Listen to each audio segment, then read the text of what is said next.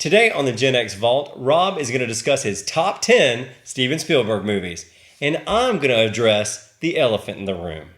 And we're going to have show and tell. We're also going to open the box of mystery and ask the Magic 8 Ball a question.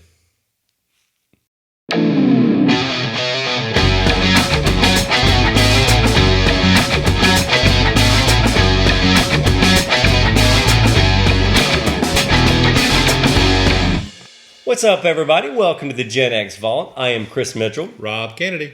And today, Rob picked his topic, so we're going to discuss his top 10 Steven Spielberg movies. I have nothing to do with this, so I'm going to turn it over to you, Rob. All right. If you grew up a Gen Xer and you had geek tendencies like we did, Steven Spielberg was a big part of your childhood.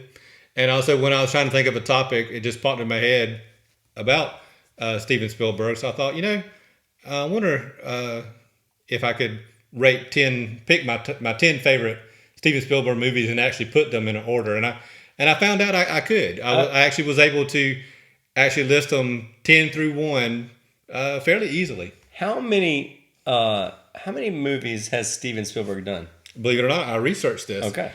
Steven Spielberg has 57 directing credits. Golly. Now they're not all movies. Okay. He did a lot of TV before he got and didn't he do some like Amazing Stories and stuff like that too? He created Amazing Stories and directed a few episodes. He even directed an episode of Columbo. Really? Murder by the Book, if you're interested in little looking Steven it up. Spielberg. Little Stevie Spielberg did that. And I noticed Chris made an error that I'm used to make all the time. He spells Steven with a V. Does he really? He does. Stephen King spells it with a PH. Okay. But Steven Spielberg, he does the V. And I did the PH in the last. I saw it on your thing there. Okay. Yeah. Okay. So I looked through the directing credits, and I like compiling data, analyzing data, and organizing data. I do not. So I looked through the 57 directing credits. I saw that I've seen 25 of those directing credits, and I own 15 of those directing credits. Okay. I know, but from that list, 10 just aren't good enough for you to own? Yeah. Didn't make and I do own all 10 of the films. So with no further ado, another little, a lot of people think Steven Spielberg directed Goonies. He did not. No, he produced that, right? He produced that. Richard Donner directed it. I knew that. Yep. I knew that. And Poltergeist. He hired Tobe Hooper to direct it, who was a Texas Chainsaw Massacre fan. Oh, yeah. And no one will admit it, but the rumor's always been that Spielberg kind of ghost directed it because it was a little, Texas Chainsaw Massacre was just a little tiny film where the studio just like, do what you want. And then Poltergeist was like a big production. Right. And I think it was a little bit too much for Hooper. So I think Steven Spielberg kind of unofficially had a lot more to do with it than people let on. That's right. But anyway, so my top 10 Steven Spielberg movies. Number 10, Catch Me If You Can.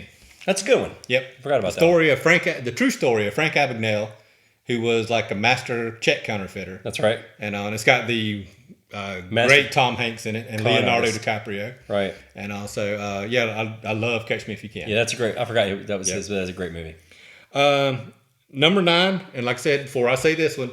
This is my list, people. So, but wait, is this in order? Yeah.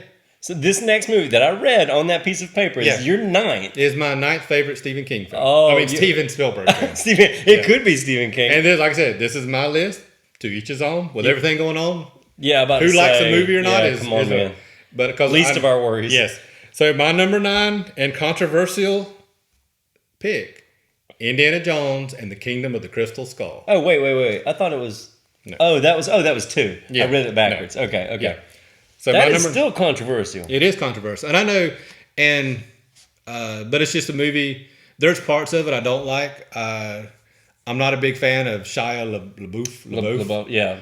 And I'm not against Indy having a son. I just don't really like LaBeouf as an actor or a person. But it is my least. It is my least favorite of the Indiana Jones movies. Mm-hmm. I mean, like here's 1, 2, and 3, and then here's Crystal Skull. But I still watch Crystal Skull, and I still enjoy it. All right. Okay. But so that's my pick. I think I would put 1, 3, and then 2. Yeah. We'll see. I You'll really see. like 3. I'll go ahead and spoil you. All the Indiana Jones movies are in my list. Oh, okay. Well, there you go. Number 8, Jurassic Park. Oh, fantastic movie. Jurassic Park. Fantastic movie. There's movies that change how you see movies, and Jurassic Park was one of those for me. We got lucky because, the kids that didn't grow up in us, our Gen X, that we were just, some of us were just a little too young to appreciate the big bang of Star Wars. Yep. We couldn't appreciate that on the screen. But my God, I never forget. I was in college when I saw Jurassic Park, and I looked up and saw that dinosaur, and my jaw hang. I saw that in the theater 5 times. Yeah, it wasn't just the T-Rex that got you or the Velociraptors. I remember the scene that first blew me away because it was the first dinosaur we got to see up close.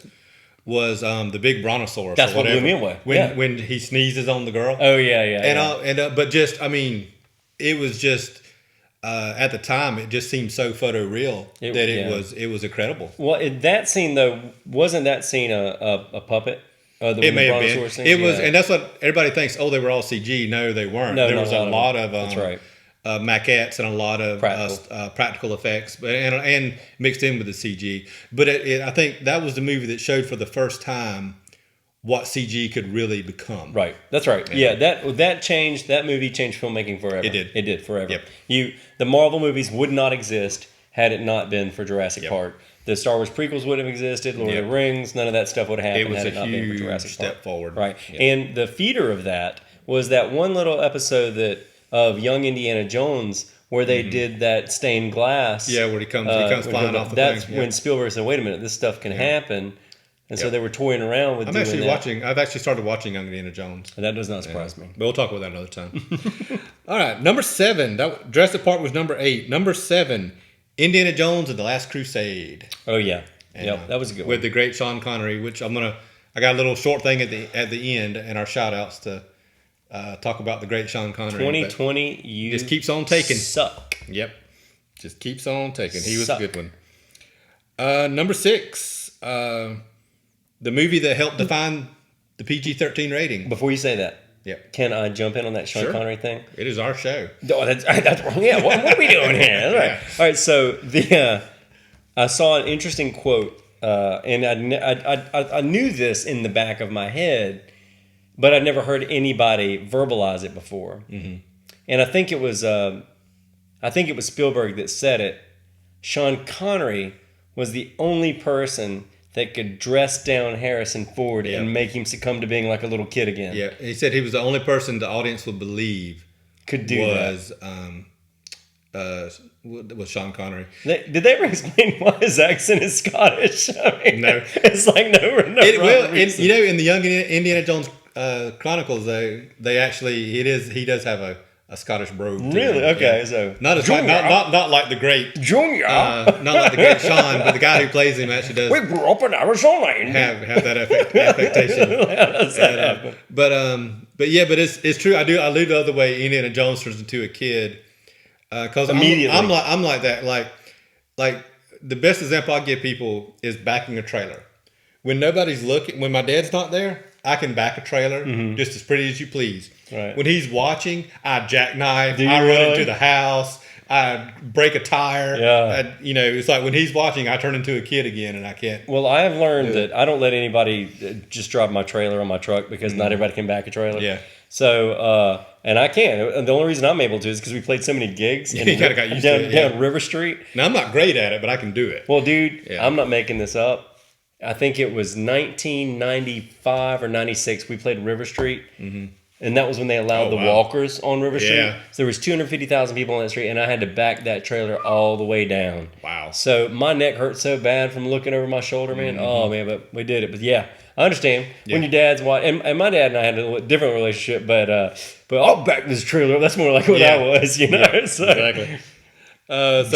So next time I see you and your dad together, Junior. Yeah, exactly. That's how it is. Yeah. Number 6, the movie that helped define the PG-13 rating, Indiana Jones and the Temple of Doom. I didn't know that one did. I thought you were going to give me another one. It was there was a couple movies that came out that were, but Temple of Doom, Temple of Doom's rated PG. Okay. So a lot of parents took their kids to see Temple of Doom. Get a heart ripped out. And they got the heart ripped out, and they had that meal. The what? The meal where the monkey brains. That's and the right. roaches and the snakes and all that. After that, the MPA, and I forgot what were you going to say the other movie was, because I forget what the I other thought it was one Gremlins. Might have been, yeah. Those two might have been, because they were hanging out about the same time. Yeah. And I think so. I thought it was. Because Gremlins was really scary for little kids. Oh yeah, big time. And did he produce that Gremlins? Yes. Okay. I knew he was an executive producer. Knew he didn't direct it, but I knew he was an executive. All right. So Temple of Doom is number 6. Number 5 takes a serious turn. Schindler's List. Schindler's List. I watched it recently, and it's still as powerful as it was when Melinda and I went to see it in 1993. Probably even more so the older we get. Yeah, and the little girl in the pink jacket. Yeah, or red jacket. Red jacket. And then you see that destroyed Melinda. Well, and what a stroke of genius use of color in a black and white film to choose that. Yep. I mean, God, that was just brilliant. Yeah. And here's the interesting thing about Schindler's List, about Spielberg. He filmed Jurassic Park, because Jurassic Park and Schindler's List came out in 1993. Both of them did. He filmed Jurassic Park, and then he started filming Schindler's List. So he would film Schindler's List in the day and edit Jurassic Park at night. How can you even do that? And not only is that just a killer day, but because for him, being a Jewish man making Schindler's List, and then the emotional toll that had to take on him, right? And then to spend his nights, maybe it was therapeutic, maybe go into editing Jurassic Park at night. Yeah, there might be some of that. Yeah, I mean, and not only that, in the world in which we live, and people that are still denying the Holocaust, if you're one of those guys, you're a wrong idiot asshole. So there you go. There you go. All right, straight from my mouth. I agree. Yes, that's right. Number 4, this movie would be on the top of almost any other list, but we're talking about Steven Spielberg here and my childhood. But number 4, Saving Private Ryan. Again, wow. That movie still gets me. I watched it in the past year, and it still is effective. And that opening storming of Normandy. Oh yeah, that is just amazing filmmaking. I remember watching that in the theater. Clenching, I was in college again with that one, or just after college, or maybe during college, clenching my seat. Yep. In that scene, and then when that guy screams for his mom. Oh yeah. Oh God. And he did something. The interesting thing about that, he did something really interesting with the frame rate on that. He chose to do a higher frame rate so that you wouldn't get motion blur. Right. And what it does is basically, as you're watching it, it's jarring. Yeah. He wanted you to have that jarring experience. Yeah. And so that's a good example of a person that is the top of his craft, understanding how the film works, understanding how the frame rate works, and just knowing how you're going to see it. Oh, how you're going to see it. And I think the scene in the bell tower, or the wherever, where the Nazi kills the guy with the knife, they're fighting back and forth. That's slow. And you know that the little reporter guy had let him go earlier, and all this, and then I held it together. I think Melinda and I went and saw it, and I'd held it together good until at the very end, where the old man, Private Ryan, as an old man, is there with his family. Right. And I was sitting there in my head, I was saying, "Don't salute, don't salute, don't salute," because I knew as soon as he saluted, I was going to lose it. Yeah, that's right. And when he did, I did. And there's just something about that when that fella playing old Private Ryan stood up straight and saluted the tombstone, I was like, "Oh man!" And that got me. That got me big time. That's a gut wrenching movie. Yeah. Okay, number 3, a movie that was a big part of my childhood, E.T. Oh, the Extraterrestrial. Oh yeah. That's just you kind of look at, you think about, if you haven't seen E.T. in 15, 20 years, you think, oh, that's just a kid's movie. I don't want to watch that. But if you were a Gen Xer and you go back and you watch E.T. again, you'll be drawn right back in. And Gertie makes me cry when I watch that. I gotta breathe a little bit because that just thinking about it gets me. And there's an interesting thing in that. Again, his craft is just amazing. Are you familiar with the Golden Ratio? When he did E.T., he had not done that many films.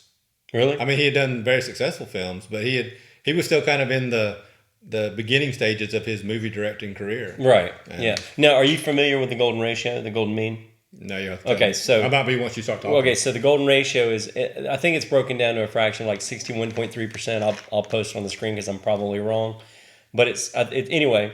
It's when you walk into the Sistine Chapel. It's basically the gold proportion. So the classic painters, as they broke the face down, this would be 61.3% from your eye, from your forehead to your eye.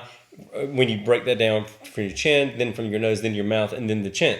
Oh. So everything is ratioed out that way, and it occurs naturally in nature. Like I think the Fibonacci sequence may even be part of that. But the if you go through the Sistine Chapel, when you get it roughly that golden ratio through, that's where the hand of God reaches out to touch the hand of man. Now, in the original edit of E.T., not the remaster where they added other things. In the original edit, at that golden ratio, that's when E.T.'s hand touches. Wow. Now, whether or not he meant to do that or just his internal clock was kicking, because he is a genius, and he could feel when that was right on the editing room floor. But that's when that happened in the original. Yeah. So it's an amazing thing that he's just so good. The works he does just winds up in that fitting that bill. He is one of the best ever. One of the best ever. Number 2, I'm gonna catch flack from JT for this one. Number 2, best of my favorite Steven Spielberg movies, Jaws. We talked about Jaws pretty in depth a while back. We did. I mean, like I said, it is a pure out classic. If you could pick if you take any other director in the world and pick one of those 3, any one of the top 10, they would have been considered to be one of the great directors. And you got 10, and they're not even all of his. It's ridiculous. And Jaws is a perfect movie. And something I don't think we mentioned last time about Jaws. Jaws invented the summer blockbuster. That's right. I heard that too. It started the whole summer movie. That's when you put your big movies out in the summertime. And you really can't imagine that. That also movie destroyed the beach for everybody. I bet. Yeah, Tybee Island was like, "What the hell? Come on, Steven. What do we do this year?" That's right. Choose was like, I don't have no business this year. Remember Choose? That's right. Yeah. Where did my floats go? What the heck? Man. So Jaws is number 2. What is number 1? I didn't miss that. Number 1, all of these are some of my all-time favorites. But number 1, Raiders of the Lost Ark. Raiders of the Lost Ark. I can't begin to tell you how much I love Raiders of the Lost Ark. I know. It's a great film. It is the most fun. It is action adventure pulp period piece out there. It is. I mean, you've created an iconic character when they can be defined by their silhouette. Yep, that's right. And that hat. In Darth Vader, Indiana Jones. Jaws. Yeah, Jaws. They are defined by their. You put up that silhouette and you're like, that's Indiana Jones. That's right. You know it right away. On Indiana Jones, I was going to ask you this. So obviously John Williams did the music for a lot of those. Did he do them for all of them? All of them. As far as I know, now I could be wrong. I did not research this part of it. Since I think they first worked together on Jaws, unless they worked together on Duel, which was his first made-for-TV movie. Right. And Duel's an interesting movie to watch. It's not great. Hardly any dialogue. Yeah, and it's just got a big killer truck. Yeah. That roars at the end. You say it's not. To try to make a movie with no dialogue and only about 2 cars. Yeah. Hopper and. That's true. That is pretty much the movie. That's hard. Is a big semi truck chasing Dennis Hopper. Yep. In a car. Yeah. Yeah. So John Williams probably didn't do that. Dennis Hopper. I think was it Dennis Hopper? No, Dennis. We'll look it up. I'll flash the name up here later. I thought it was Dennis Hopper. We'll get it straight. But so maybe Jaws was their first working together. It may have been, but I believe ever since then he's done every Stephen King movie. Okay. So if you want to. Dennis Weaver, the mustache. I had the Dennis. Dennis Weaver. He's one of the top 10 mustache guys in all of Hollywood. Him and Tom Selleck. Tom Selleck's got to be the number 1. Tom Selleck, yeah. And Sam Elliott. Interesting side note. That's right. Oh God, he's got the rest. About Indiana Jones. Tom Selleck was originally cast for that. Yeah, they wanted him. He had it. He actually, except for Magnum. Now, don't get me wrong. Do I think that no one can replace Harrison Ford? Absolutely, but. Tom Selleck actually would have been an amazing, interesting to watch. He could have done it because if you go back and you watch Magnum PI, part of Indiana Jones's charm as a character is he's deeply flawed. Like he thinks he's doing good, and then it goes to crap. It goes to crap. That's right. Like in the scene where in Raiders where he jumps back over the when the ball's chasing him, and he jumps back over the pit, and he reaches up and he grabs hold of the smiles. He's like, I got it, and then it comes down. Yeah. So that's but Magnum PI is a lot like that. He could do that too. Yeah, he was like that. But Tom Selleck would have been good at it. I don't think it would have. I think Harrison Ford brought that little something extra. Yeah. That I think it would have worked with Tom Selleck. I don't think it would have been quite as big. Yeah. It'd be interesting it would be interesting to see what that would have. I'm sure they'll do a damn deep fake one day and they'll put it in and we'll be able to find out. But or at least what his face looks like. There it is. My top 10 as of now. And as of now. Yeah, like I said, I've only seen 25 of his 57 directing credits. But that's my top 10, and honestly, that's almost when you start from number 8 to number 1, you're talking about a who's who of movies. Oh, right, great movies. Right, yeah. 10 films. Okay, just out of curiosity, because I know you like listening in numbers. How much have his movies generated at the box office? Oh, there's no telling. It's over $5,000. Yeah, it's over 5,000. But yeah, it's crazy because they keep giving budgets. And we all think about we think about George Lucas being the richest movie maker. Well, he's got $4.5 billion and all that. But most people forget because it never gets talked about. But Spielberg's a billionaire. All right, he's worth like $1.7 to $2 billion.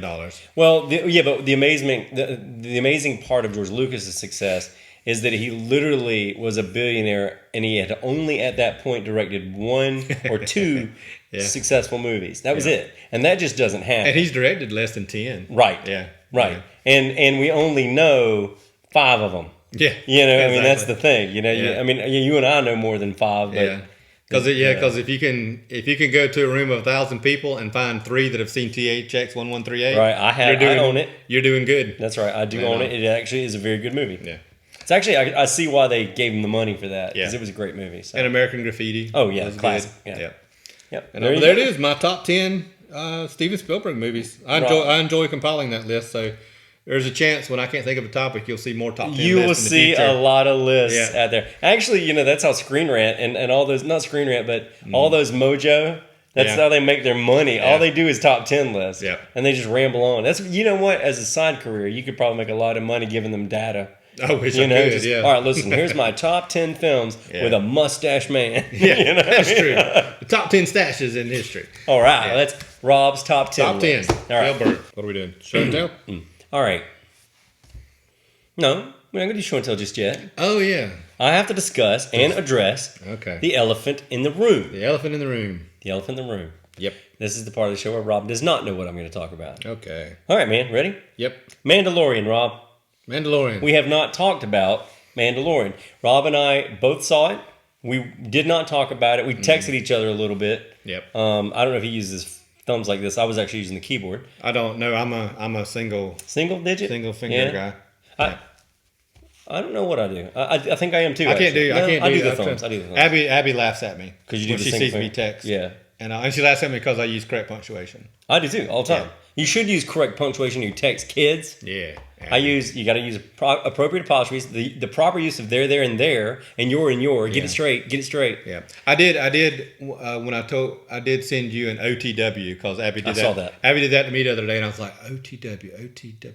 Oh, on the way. That's right. And then so tonight when I was in my truck, I was gonna let Chris know I was on the way. So I was like, oh, I'm gonna be hip. He did. OTW. He did. Yeah, with an exclamation point for some reason.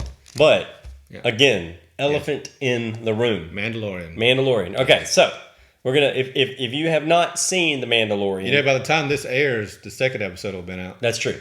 But if you haven't seen episode 1 yet, and some of you guys hadn't, I know that you hadn't, season 2, episode 1, if you haven't seen that yet, this is a spoiler alert. Go to the next chapter. But we're going to talk about it here for a second, briefly. Okay. All right, so it was incredible. It was good. I loved it. Absolutely incredible. Yep. You realize there were effects in there better than a lot of movies? Oh, yeah. That crate dragon? Yeah, they're killing it. Oh, my God. I mean, okay, so the other thing is, what about... Now, I thought it was awesome. I'm going to pull just a little nuance out of here. The fact that it finally made that sound. Yep. So that you know that Obi-Wan was making the sound of a crate dragon. That though, I think that was already known, not in the movie. I didn't know. In fact, that was something I was thinking on the way over here. I was like, there was something I was going to look up. What was it? And it was that. So you got to look it up. I think it's in the book, in the novelization. I think it's that he was mimicking a crate dragon. Crate dragon. Okay. Could be wrong, but I think it was in the book that he was mimicking a crate dragon. You had that wonderful little nice Easter egg there for the big Star Wars fans. You had Rob and I talked about earlier on anyway. I knew that was Boba Fett's armor on the back of that bike. It just matched too closely. And even though I discovered it for the rest of the entire world, number one, right I'm that's okay. I'm okay with not getting credit for it. And I knew that was not Tamora Morrison standing in the doorway. Yeah. Too skinny, too tall. Yep. Because the armor didn't go all the way to the waist, and the neck was longer. There's a lot of things that it just didn't fit his body. And it did look very awkward on his body too. Yeah, it did. I mean, but it was a badass scene. You knew it was the sheriff scene. You knew, and the actor that played that was Timothy Olyphant. He was great. He is. I love Timothy Olyphant. Ever since I saw Deadwood, I've never seen the HBO series. Yeah. I love Timothy Olyphant. So was he a cowboy in that? Oh no, he was he played a very, very intense character named Seth Bullock, who was a real guy. Isn't it a Western though? Yeah, it's a Western. Okay. It's about the town of Deadwood. Okay. Oh, you love it. It's got the HBO quality to it, and it's Western, and it's completely hardcore. Deadwood's great. So the acting was fantastic. Yeah. The one complaint I heard that they used a little bit, not a whole lot of Baby Yoda, but they really didn't need to tell this story. It wasn't his story, yeah. This wasn't his story. We spent all of the first season trying to figure out about the child, but I mean, I'm going to keep calling him Baby Yoda, even though we know he's not Yoda. But the reality is they did such a good job, and what I really thought was a great sort of a nice nod to the Tusken Raiders, to the Sand People. Now we know why they get called Tusken Raiders. They're constantly raiding and pillaging and whatnot. But then again, they look at it like, hey, this is our land. You're on our land. Yeah. And gave them a nice Native American. Well, they've always been. I mean, he's never said it that I've heard in an interview, but it's always been apparent that they were based on our Native Americans, the different tribes, right? Okay, and they did such a good one, and they had that sort of teepee sort of looking house, but also they did a really good job when they brought back the fact that everything, you finally got a lot of interesting answers that were worth answering. Yeah. Like what is the problem with the crate dragon? How big is that? Why were the Sand People truly that scared of Obi-Wan? Because he was just one dude walking. Yeah. So if you weren't reading novels, and I wasn't, you now know. The other thing is that, okay, now you had sympathy for the Sand People when Anakin lost his crap and just went through beheading them and killing the children and all that stuff too. Well, a little bit, because they were torturing Shmi for no apparent reason. Right. And Shmi was a good person. Right. Well, that's true. But at the same time, when he went through and he killed the children and this, that, and the other, you're like, okay, there's he's got some problems here. Yeah, that's always a funny scene to me in Attack of the Clones, when he's like, I know a lot of people make fun of Hayden Christensen's acting, but I actually kind of like the way he's kind of just hanging on in that scene. That scene was damn good. And he's like, not just the men, but the women and the children. And then Padme just has her look on her face. And in my mind, I now have an inner monologue. She's like, God, I'm going to marry you. I'm going to marry this guy. Like, what does that say about Padme? Yeah. But he does a really good job. He is hanging by a thread in that scene.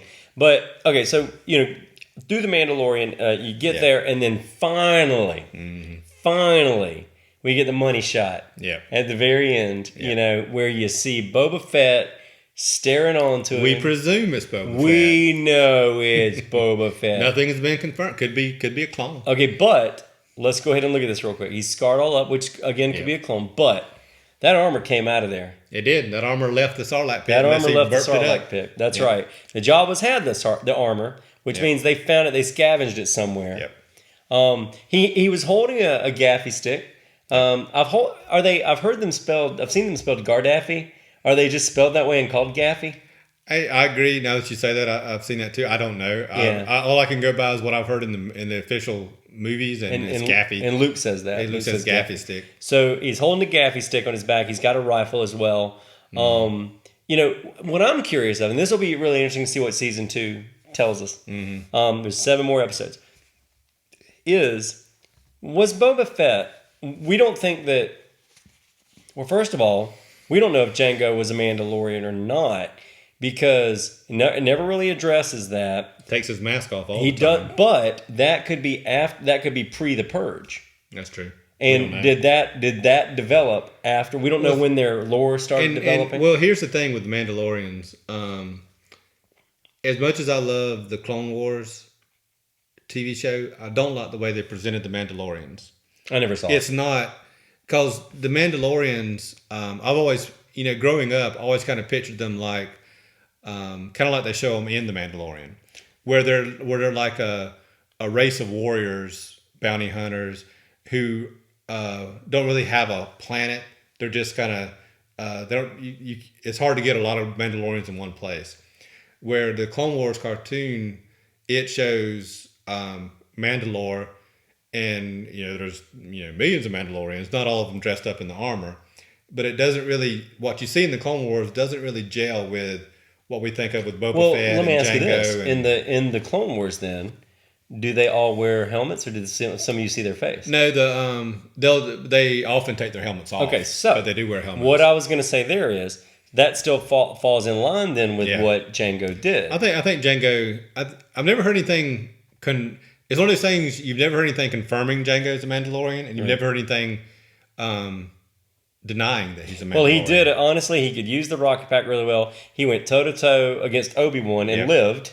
Yep. I mean, he had to get out of there, but he lived. Yep. So what'll be interesting to me, and this is what I'm looking forward to in the Mandalorian season 2, is, oh man, I'm so glad that Boba Fett is alive, and making sure that's him, and then of course finding out if he in fact is he good? That's my big thing. Is he good now? Yeah. Is he good? Is he going to be a bad guy? Is he going to be a good guy? Yep. Is he going to be still ambiguous? Yep. We know. And that's the thing. Was Boba Fett bad in the original trilogy? Probably. Was he evil? We don't see anything to tell us that. He was a bounty hunter. Right. He worked for whoever could pay. That's right.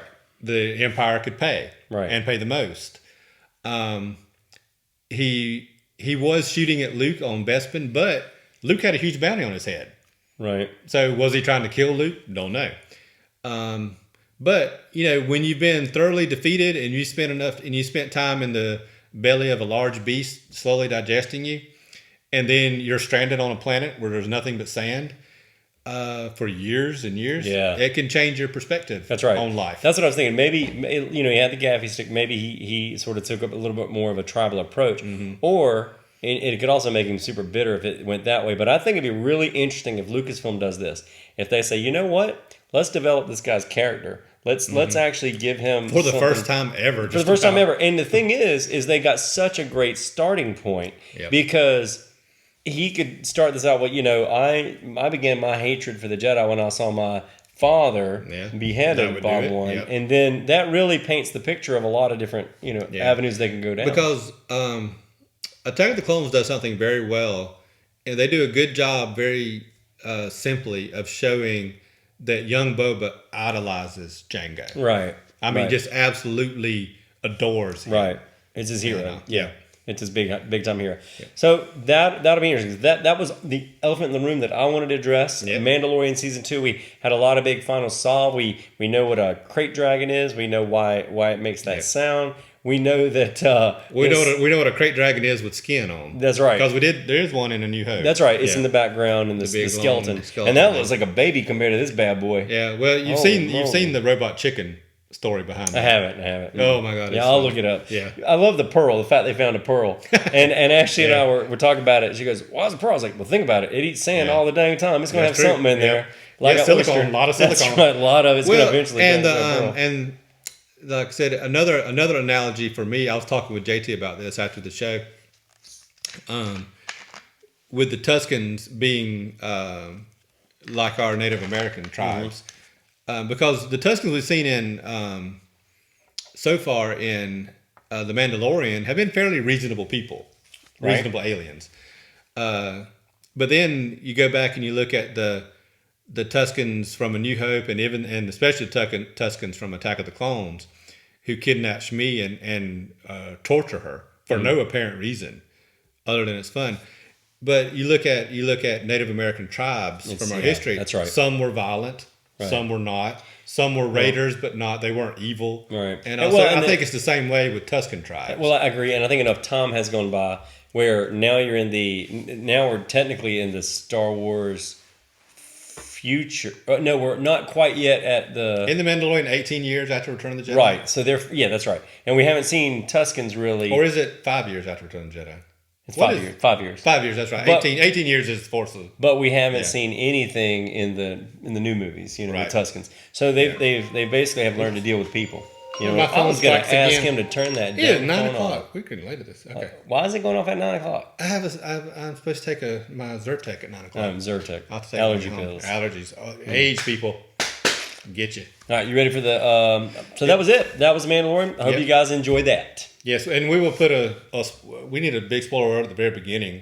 Oh, well. Surely people have seen these movies, but who knows? Well, if they haven't seen those Steven Spielberg movies, then they got it coming. Well, yeah, and given the people who are watching our show, they probably have. I'm sure they have. Yeah, I'm sure they've seen it. All right.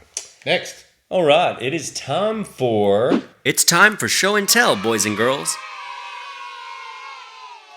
Show and Tell. Yes. All right, man. You go first. All right, I know why. Yeah. So this week's Show and Tell, Rob asked me. He said, "Hey, what are you going to bring for Show and Tell?" And I said, "I don't know. I hadn't really thought about it yet." And he said, "Well, why don't you show?" Oh, wait, I'm going to put it aside there because I wanted to ask you about this. Okay. So I text Chris and I say, like he just said, I'm repeating it for you. What are you going to do for Show and Tell? And Chris texts me back and he says, "I don't know, something November related." And I'm like, what is November related? How is an action figure or whatever November related? So what was November related? Well, we could easily have a Pilgrim action figure, a Mayflower playset, I don't know, Plymouth Rock diorama. That opens That's up right. into the supper with the... I spent a lot of time shooting that little epilogue the other day. Okay. I tell you, I ate so much Frankenberry and didn't even put it on camera. Just one, I took one for the team. Yeah. But, technically... The figure that I have is officially now... It is kind of colored in fall colors. So what I'm going to do for Show and Tell is the Mandalorian. Din Djarin. Yeah. And this, of course, is his original Beskar armor. This is... well, no, that's not Beskar. I think maybe the helmet is. No, I mean, I thought... Remember when the guy scratched his chest plate and he said, "Is that real Beskar?" And it was. Oh, is it? I thought it was just like regular plate armor, and that's why he upgraded it to Beskar armor. From me watching, I could be wrong. I assumed that he hadn't earned his own yet. Okay. So maybe he was a Mandalorian that hadn't quite earned that. That do you think Boba Fett and Jango's armor was Beskar? Same. You think it was Beskar? I definitely think. Well, I mean, Bubba's got that big dent, and he didn't. Well, Jango's it was plate. Well, I guess this is kind of the same way. His was like a pullover vest. So was Bubba's. Yeah, Bubba's the same way. Yeah, and this is too. You see the sleeves right there, so you can see the sleeves. Actually, and you can see the vest right there. Yeah. So it is too. I do think it was Beskar. They haven't really. Well, I mean, honestly, until Mandalorian. We're talking about Beskar like it's been around forever. We don't know. When really it was first came to light in The Mandalorian, unless it was put in a book. Well, my guess is why would they build their armor out of anything less if that's what their planet was? And here's the other question: and I think we're going to find this out in The Mandalorian. This is speculation, people. Speculation. I don't read spoilers anywhere. Will Beskar deflect a lightsaber? I personally don't think it would. Okay. Personally. All right. Is Vader's armor Beskar? Oh, I see what you're saying. It might deflect it. Because his shoulder. Luke hits his shoulder plate, and it just kind of bounces off. Right. And so. Well, that's a good question. And the Empire had apparently confiscated all the Beskar. Maybe. So I think it's a reasonable assumption, retcon, that part of Vader's armor could be Beskar. That I like what you're saying with that. I Yeah. like where you're going with that. Okay, and I could see maybe that being the case. Okay, so what I got here for show and tell is I've got the Mandalorian from the Black series, the 6-inch series, and he came with his little disintegrating gun there. I love the fact that it takes like these shells. You see him put cartridges in it. Yeah, and that's one thing I love about Mandalorian, and is giving me it's showing me new stuff, but it's also giving me fan service. And just the fan service of finally seeing no disintegration. Right. What he's talking about. Right. That's just a nice. I know some people say, it's like we'll talk about the director who must not be named. I'm giving you what you need, not what you want. Right. But no, I mean it's Star Wars. It's Star Wars. Fan service is part of the deal. We have rooms full of toys, people. Yeah. Give us what we want. And not only that, but another thing they did, which answered this to me, that speaking of Mandalorian season 2, episode 1, so he pulls out the disintegrator, shoots the crate dragon with it a couple times. Does not disintegrate it. Not only that, does not disintegrate any part of it. So what I'm assuming is that the whatever that disintegrates has to be of a certain volume, a certain weight volume, or else it's only going to do it in parts. Yeah. And like when it hits the jaw, the jaw was pretty much going maybe a little claw. If you shot a TIE fighter with it, would it disintegrate the TIE fighter? Probably not. Maybe parts of it. Yeah. It might take a corner of a wing off or something like that. Yeah. But and maybe it works on certain organic chemicals better. We don't know. This isn't really even science fiction. I was about to say, because at that point, when you start explaining that, you start getting into sci-fi. Yeah, and this isn't sci-fi. No. But I love this figure because they did this out of the Black series. They did such a good job. Again, they did not do a jointed waist, which is fantastic because it looks way more human.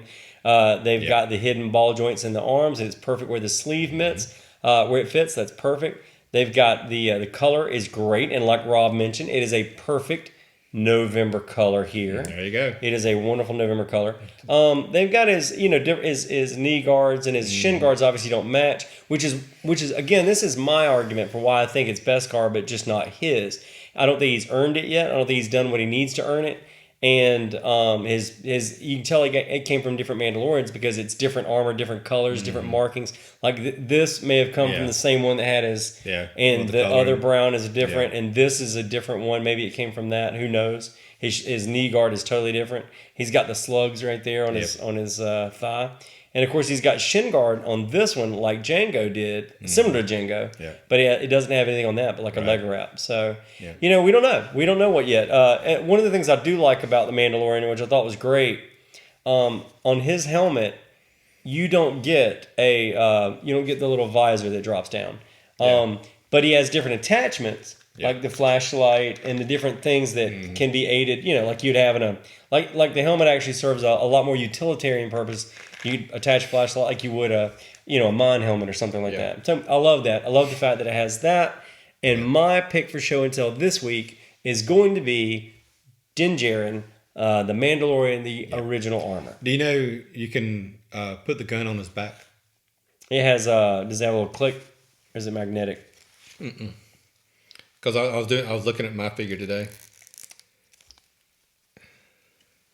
See right there? Oh yeah, it lines up. And then you put that right there. What? And the what? You put that there, and then it don't try to force it. And ball. Then he's got his gun there. There you go. Okay, so you can put a gun on his back, and it goes through the little case. It's got a strap. It goes through the strap and, into his back, and then I kind of like that. Yeah, that's I like that silhouette. Yep.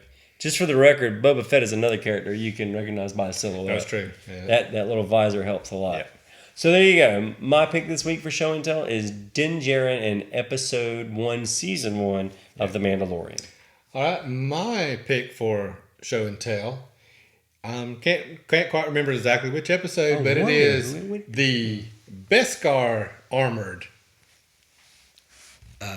Din Djarin. Din Djarin. Yeah, it's so hard to say. Yeah. Mando. As I like to call him. Mando. This figure came with basically everything that figure had. It did have a backpack, jetpack on it. A jetpack without a missile.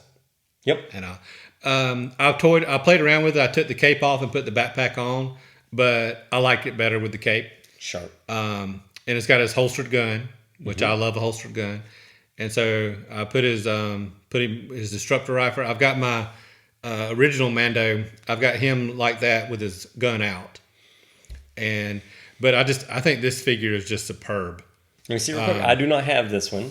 I think this figure you can tell. I like the fact the armor's got a little more bulk to it than his previous armor did, and it's just a solid figure. It's got good balance. Both of them have good balance, and it's just a sharp looking figure.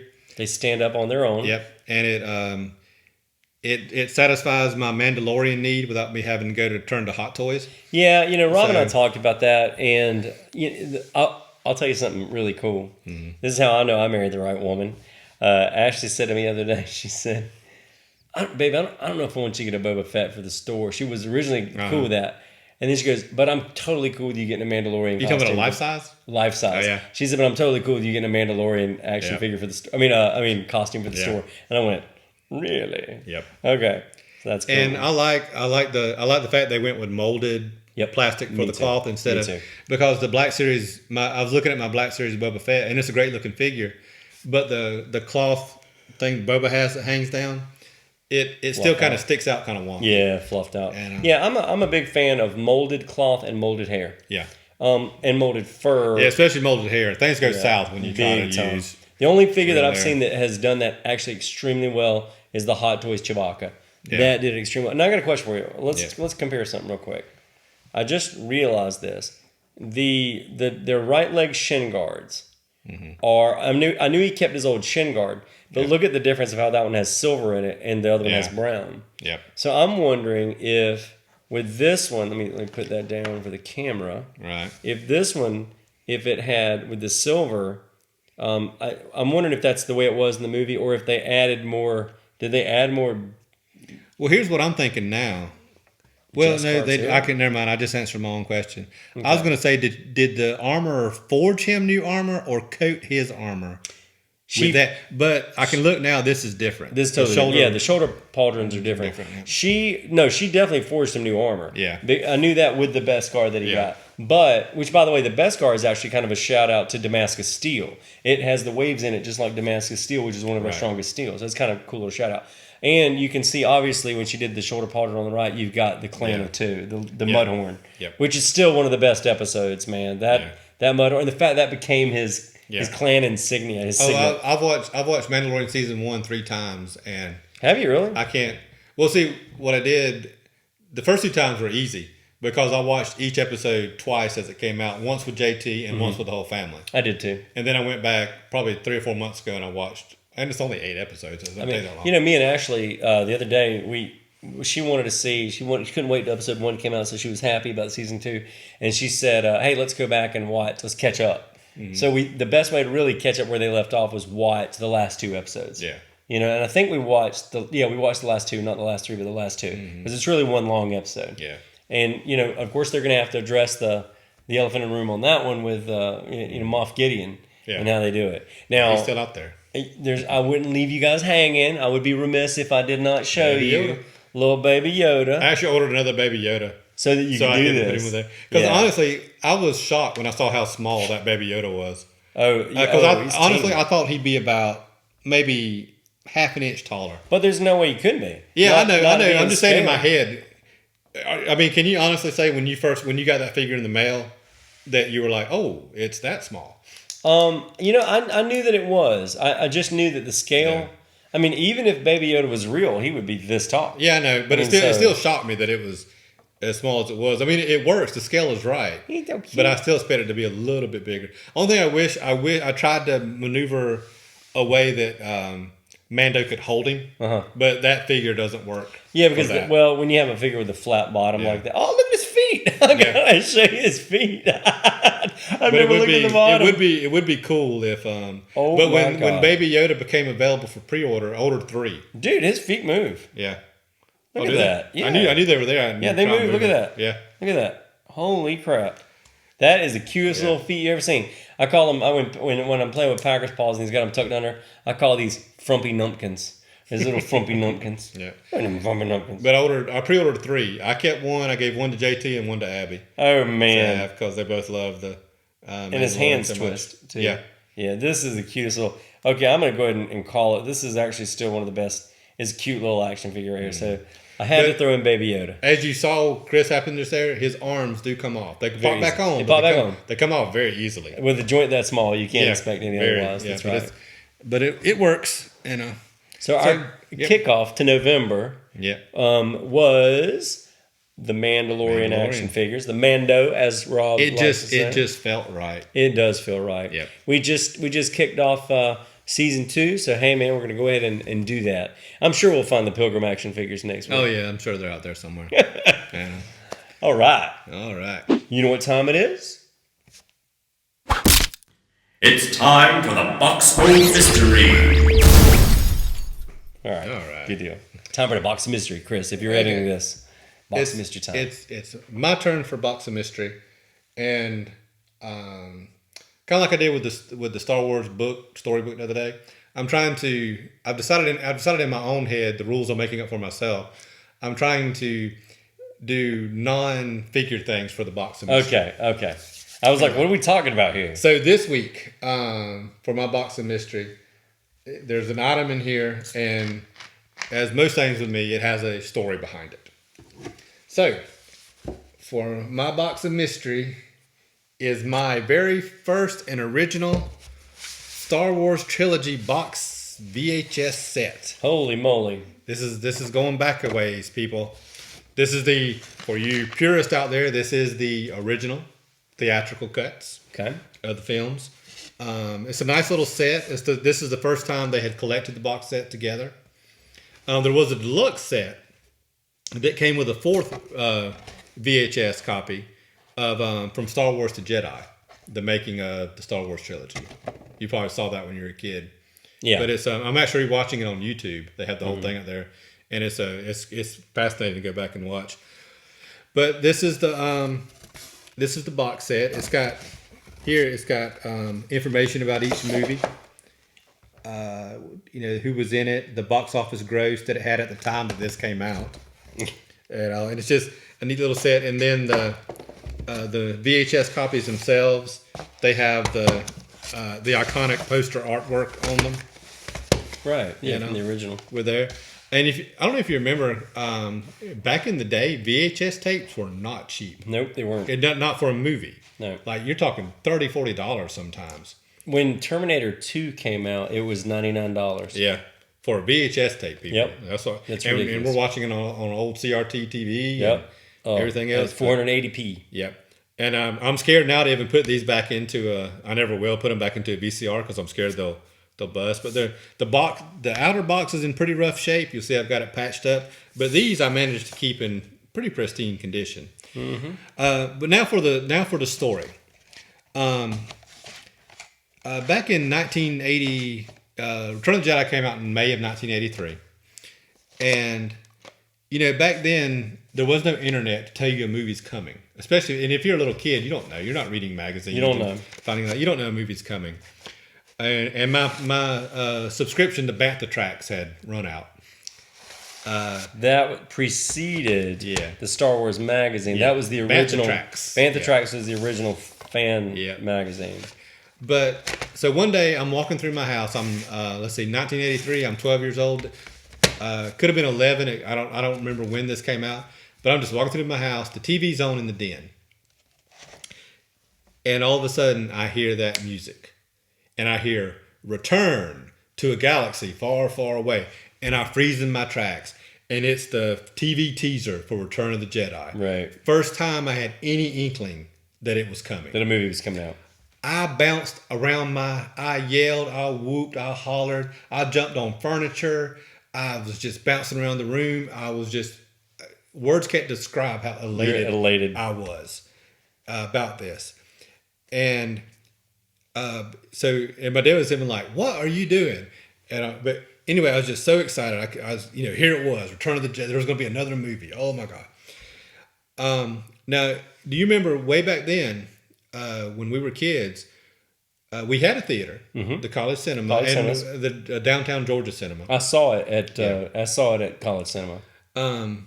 But you remember back then, movies came to Savannah first. That's right.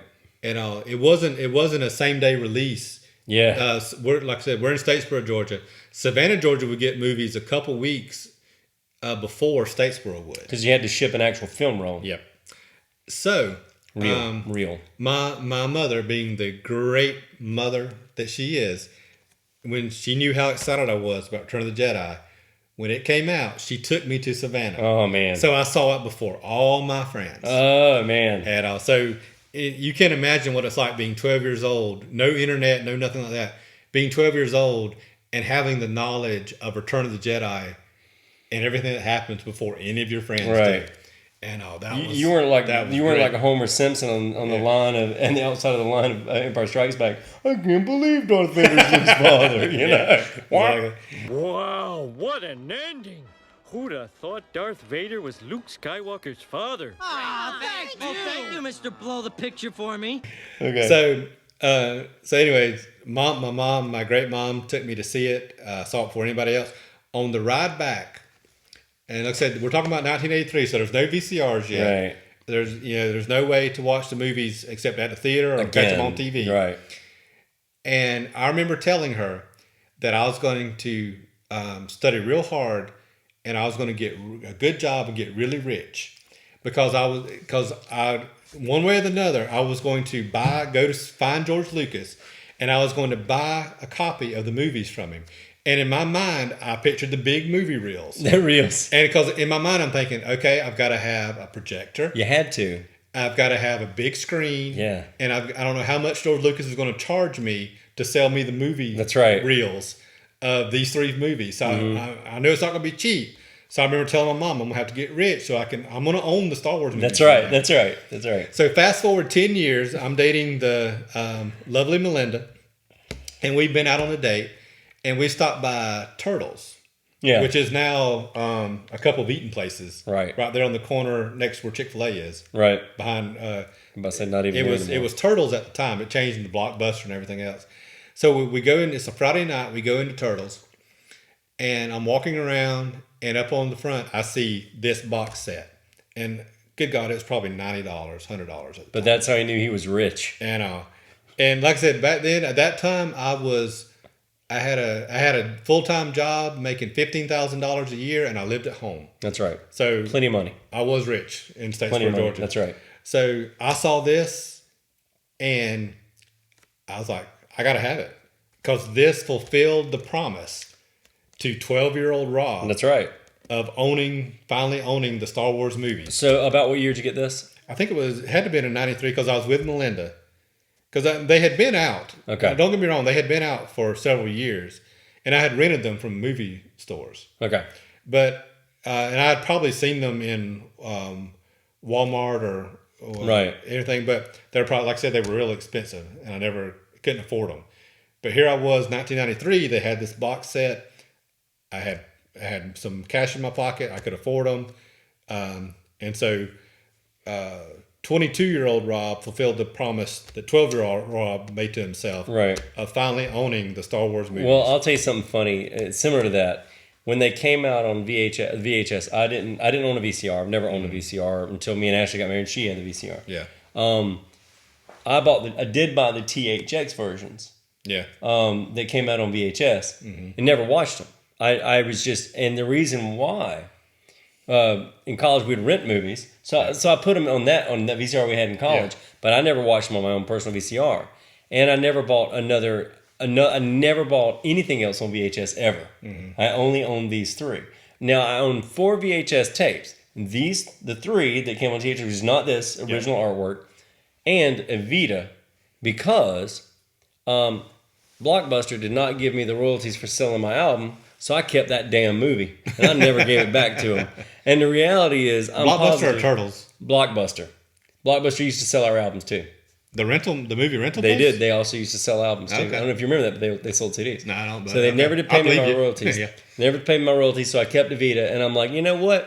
I'm keeping this movie. Don't cry for me. But the reality is that that's the only 4 VHS tapes I own, and I told myself, okay, I'm not going to buy a lot of VHS. I'm not going to buy anything tape, because I'm positive it'll come out with a digital format. Yeah. And so when they came out with DVD, that's when I started buying movies. I did. So. I actually owned 4 VHS copies of Star Wars. Do you? This is the original uncut ones. No, they're not remastered. I think you have the THX that I have too. Yeah. Then I bought the TH. This is full screen. Right. I bought the TH. Oh wait, this is full screen, not widescreen? No. Actually, I don't even know if they were offered widescreen. They might not have been back then. Not back now. This is 4:3 ratio. Because they were made to show on TVs. Little CRT screens. Yeah. Then I bought the THX version, the remastered versions of the theatrical releases, and then I bought a copy of the special editions. But they were still full screen.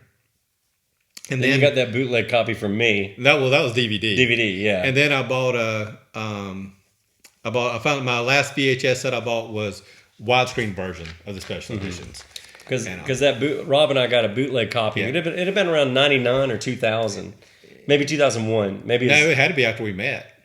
Oh yeah, that's right. Well, Yeah. oh yeah, that's right. So 2002, 2003. Yeah. I told you about it. I found somebody that found somebody online. And again, back then, even the internet back then, you had to know somebody who knew where to get something. And so I found a copy of it. Somebody had taken the Laserdisc special edition. Yep. And they had put it to DVD, and at that point, at that time, that was the best way you could watch Star Wars on your television, because it was at 720p, which is unless you had a laser disc, and we did not. Yeah, we didn't have the full laser disc. Rob still had that Betamax in the house. Yeah. That sucks that you couldn't play this. I have that Betamax up in my room on display. I love that thing's an anchor. Okay, I've got the old VCR. I take that back. I do own a VCR now. I paid $180 something thousand for that VCR. When I bought it, I bought the bank that you used to work in, and it came with the bank. It came with the VCR. So in that media room they had, in that main media room upstairs. Yeah. I go in there one day. There's an old school RCA VCR with the instruction. It's in pristine condition. Wow. So that's the only VCR that I own. I still have. I have upstairs. I have a regular VCR, and I have a VCR DVD combo. Oh my God! They made those? I don't know. Yeah, VCR Really? DVD. Yeah, you could even record. Because you can even record your that's ridiculous. Your, VHS on that. Because one thing got that still? Yeah, a VCR. You need to be like, hey kids, check out what this is. One thing I did. I had a stereo at the time, a component stereo, and I actually hooked it into the VCR so I could play the. I could actually use the speakers on the stereo for when playing a movie. I've done that too, yeah. But I thought, you know what? Let me see.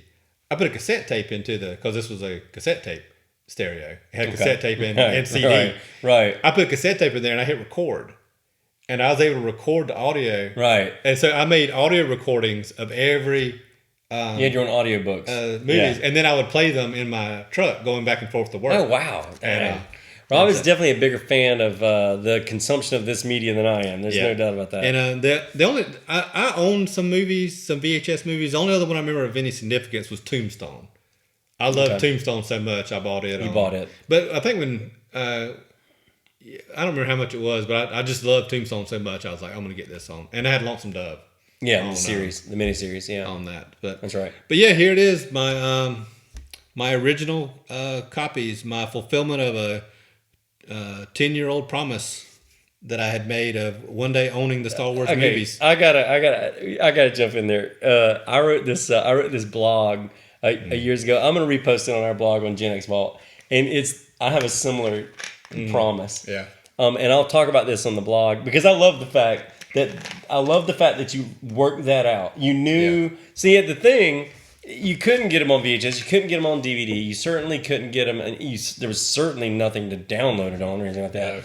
So in order to own it, the only way to consume that was to be like Hugh Hefner and have a freaking reel-to-reel and a film projector in your house. And the only way to do that was to be rich. So the funny thing is, what I love about that is you were already working with your mom and figuring out a way to do it. Because when I was 6, I had never even heard of Star Wars before. Yeah. And my next door neighbor, he didn't live far from us, but one of my brother's good friends, his brother came over, and he had a stormtrooper. Mm-hmm. And I went, "What is this?"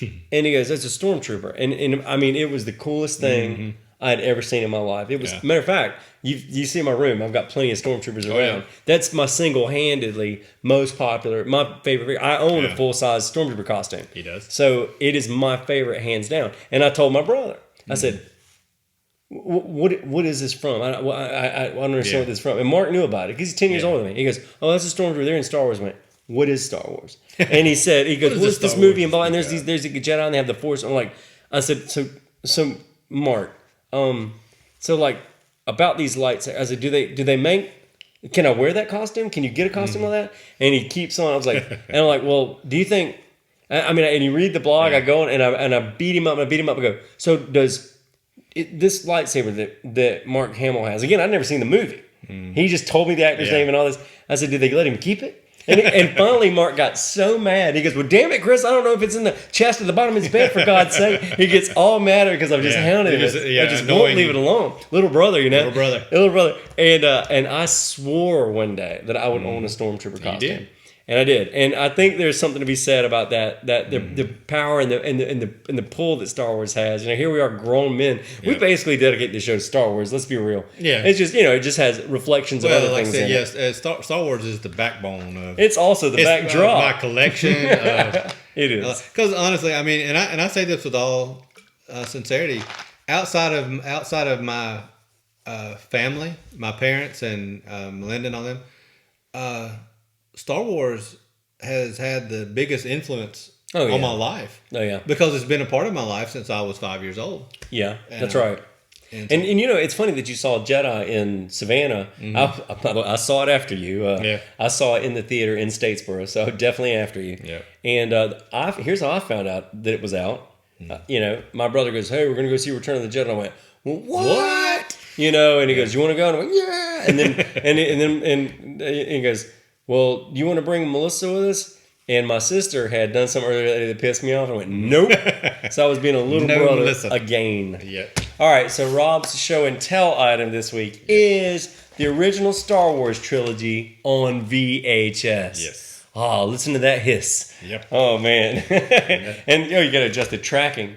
Oh, yeah. Let's not forget that. Oh, my God. And not that I ever did this, if you rented a copy from Video Warehouse or somebody, and you tried to, and you were going to be clever and just make a copy of it. You could on some movies, but like Return of the Jedi, he did something with the frequency, so that you could make the copy, but when you went to watch the copy, it would be all. It was like trying to watch scrambled Dirt Naughty channels on cable. Oh man! Back in the day. I noticed that the tape in that is blue. Yeah. Did you notice that? The actual tape is blue. I wonder if it was like that, or if that's just meant to. Age has done that too. No, they could have done that. They used to do that with records and things like that too. Like you could buy a blue record. I had a red record one time. Yeah, and they would do that. And it was opaque. I could see through it. That's right. They could do that. They could also do one of the best quality DVD or print I've ever seen. When in the 90s they did the late 90s they did a print and release of How the Grinch Stole Christmas, and when you take that DVD out, it is perfect of How the Grinch Stole Christmas. It's just a perfect print on the DVD. It's fantastic. Oh, there's a little note from Lucas on here. He wrote you, Rob. Yeah. 15 years ago, I set out to make a film for a generation growing up without fairy tales. That's us. Star Wars was my own elaborate fantasy, because it's actually written in, they've actually got it in his handwriting. Star Wars was my own elaborate fantasy, but its popularity has gone beyond anything ever I had imagined. In years to come, I hope that you, your children, and your children's children will enjoy experiencing this saga as much as I have. Well, I can say my children have, and hopefully several years from now, when I have children's children, yeah, that's right, they will too. But I think so. Yeah, I think that the House of Mouse will ensure that they're enjoying Star Wars. Rob is. Yeah. Rob will take care of that. That's true. That's right. Listen, you ain't my grandkids. You've seen all 900 episodes of The Mandalorian. I ain't saying you gotta love it, but I'm saying you can't stay here if you don't. That's right. Yeah. All right. So Rob's pick for the Box of Mystery is the vintage VHS Star Wars trilogy. That's it. All right.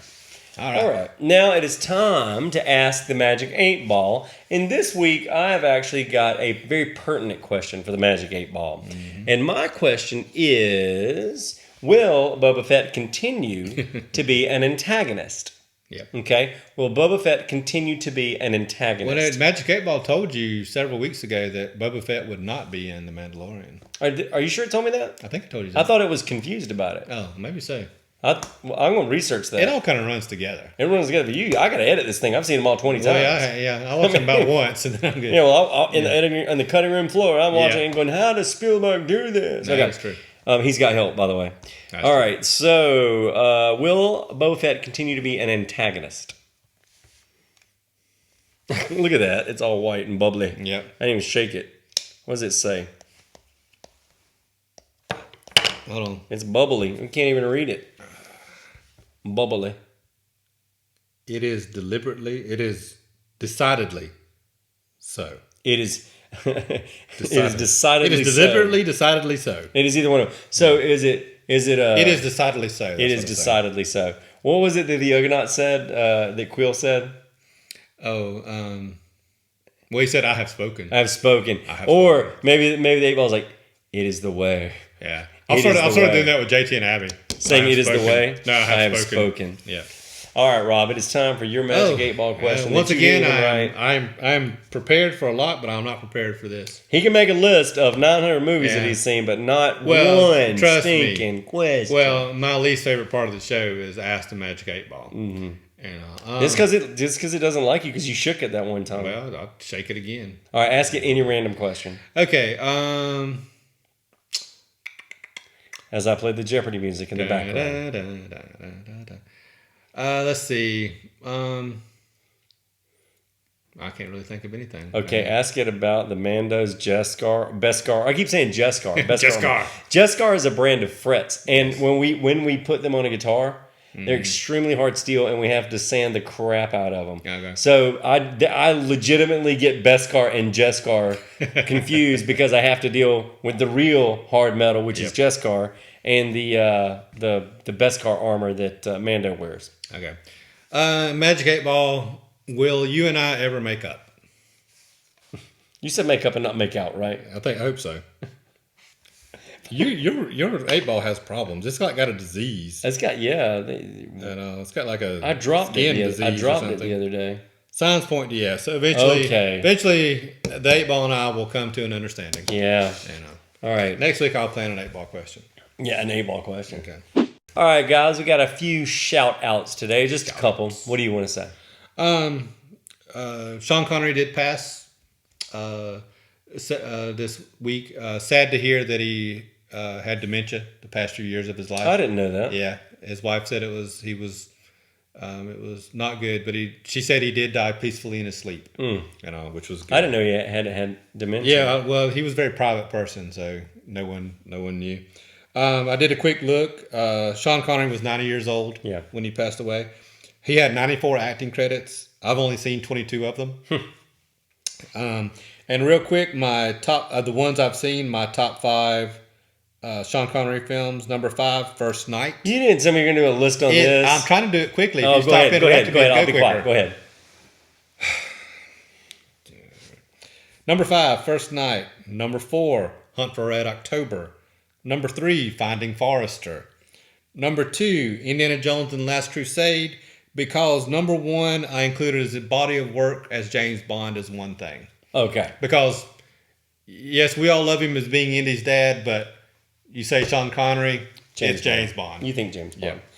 Yeah. Yeah, a lot of the argument was, a lot of people have said that he was the best Bond, and it'd be hard to argue against that because he set the stage for Well, he the role it is. defined He defined the Bond. role. Yeah. Yeah, and he certainly is. Now, my personal favorite, throw darts if you want, but my personal favorite, I do like the direction that Daniel Craig's Bond has gone in. Yeah. He's been actually a Bond with, he can either have cold steel eyes or he can actually show emotion, which is kind of interesting. I enjoy the Daniel Craig Bond a lot. The only thing I lament about the direction, the more hardcore, serious direction it's gone in, is they're not quite as much fun as they used to be. Okay, let me give you a To devil's me. advocate. Let me For me. devil's advocate on that. When we were kids, the technology that Bond had is in our pocket now. That's true. I mean, Better than, yeah. That's right. Our what's in our pocket is better technology. We have a satellite locating GPS. We have a phone. He had that big red phone, which is wow. Yep. I never will forget that episode where Pierce Brosnan, it's either GoldenEye or the one after it, where he's remote driving that car and he's giddy and all with the cell phone that flips open. cars can drive themselves now. Yeah, you know. To talk about that, there's one of the Pierce Brosnan Bond movies where Q gives him a pin that blows up, that'll blow up if you do that. Right. But you deactivate it by going, and he gets captured, and the bad guy takes it from him, and so the bad guy's sitting there twirling it in his hand, and he goes, and Pierce Brosnan's watching him and trying to keep up with the number of clicks. Oh yeah, that's right. I forgot about that. That scene. Yeah. That was a good scene. But Connery, he's like I said, he always just no matter what role he's in, he just looked so cool. Oh yeah, like he had it's that sharp effortless. look. And, Yep. And his accent was uniquely Scottish. Had an interesting sound. Real quick, the Henry Winkler turned 75 this week. Oh. The Fonz. Hey, 75 years old. All right, still not jumping that shark. And I noticed this guy actually passed away in 2017 at age 85. Why are we talking about that then? Shut up. My dude, shout out. Who is it? Shut up. And if you would let me I'm talk, waiting. I would tell you. Who is this? I actually did this for you. Oh, okay. White-headed jerkhead. Dick Gaultier. Easy French. I don't know. I don't even know if that's how you say it. Dick, That's how I say it. DJ? Dick Gaultier. Gautier. Dick Gaultier. Mm-hmm. Dick Gaultier, he was an actor, but he did, majority of his work was voice actor. Okay. He was, and this will apply to GenXers, he voiced Rodimus Prime in Transformers. Okay. And he voiced Serpentor in the 1980s G.I. Joe TV show and movie. All right. There you Dick go. Gaultier. All right. See? Did that just for Chris, and what did I get? Grief. Got to keep him in check, or else these lists will be really long. That's all I'm at. It's two things. Okay, I'm going to give a quick shout out to... Make it quick. We're running out. Well, you know what? I was going to say it, and then you jumped in, and I can't remember what it was. No, I was just going to remind you guys. This is actually for all you guys. We will not be having an episode next week. I'm actually going camping this coming weekend, and I will not have time to shoot and edit another one. Rob was originally going to be in that camping trip, but as you heard him, he needs Zyrtec, so he can't be on the camping trip. When are you going to release this one? This one that's what I was going to say. I might actually even be late editing this one. Okay, yeah. Because I'll leave in 2 days. Because you don't have, I wouldn't. I would make this one next week's show and then skip after that. Yeah, well, I mean, I might have to. Or basically what we've done, we've skipped this week. Yeah. And then this will be next week's show. Right. So what you just said will become irrelevant. But given the number of people watching the show, I don't think it'll matter. Hey man, you never know. Yeah. Miss Lucy, I know you're watching. Yeah. I know you're watching, Miss Lucy. No, I don't think Miss Lucy watched last week's show because I called her crazy and she didn't call me. She didn't call you to. Okay. Yeah. Ooh, she wouldn't have been mad about it. So our audience is depleted because Rob is insulting them there. Okay. Yeah. Well, no, if she'd have seen it, she would have. She would have called. She would have called. Oh, okay. To say, what you're saying. Okay. But she would have agreed with me, but she would have called. You're correct, sir. I am crazy. Yep. All right. And she's armed, so be careful you go by her house. All right. Good to know. Miss Lucy is a firm believer in the Second Amendment. She has a disintegrating rifle. Yes. So, all right. So, guys, thank y'all so much for watching. Thank you. For GenX Vault, I am Chris Mitchell. Rob Cannady. And we will see you guys before Thanksgiving. Yes.